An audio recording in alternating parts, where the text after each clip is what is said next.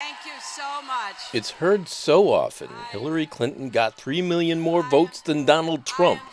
She should be president. But for the Electoral College. The Electoral College sucks and should be abolished. Donald J. Trump received 16 electoral votes from the state of Michigan.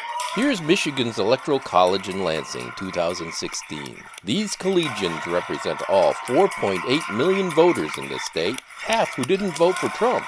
Let's turn on the Wayback Machine to see President Benjamin Harrison win the Electoral College, but not the popular vote, in 1888.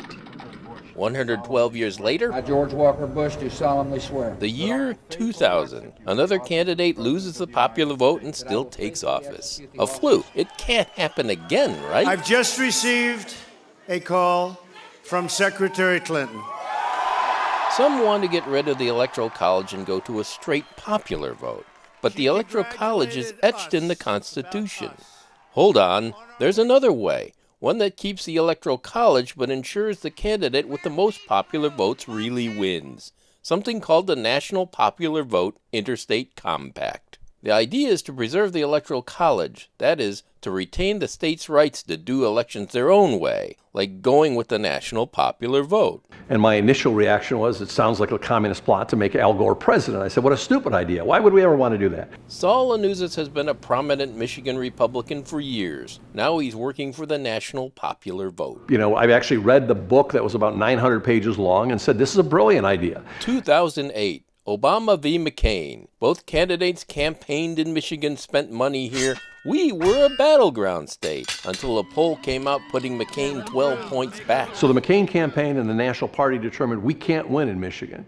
And so they pulled out all their resources, pulled out all their people, pulled out all the money, and shipped it all to Ohio and Florida.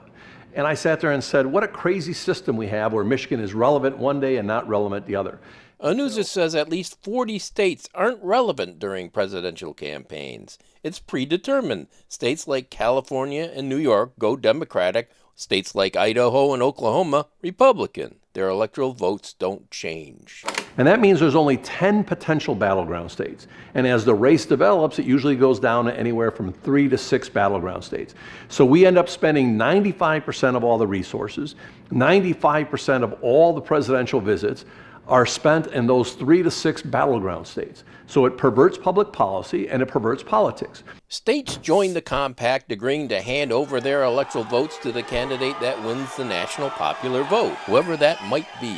What the national popular vote does is equalize the system, because every voter in every state now becomes politically relevant every time. And one voter here is the same as one voter anywhere else. 15 states and the District of Columbia have signed on.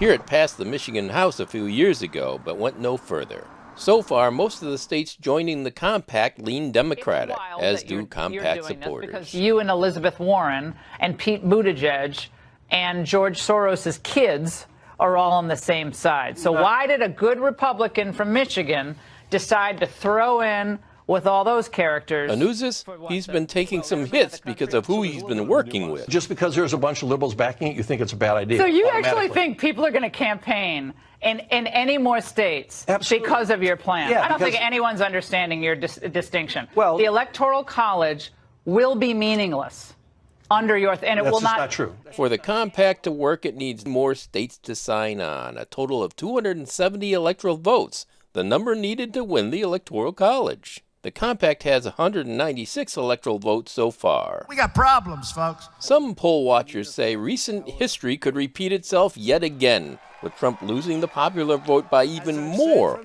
while winning the Electoral College. But if the compact were in place, Anuzis says, his man Trump would still win. Trump would just go more places and get more voters.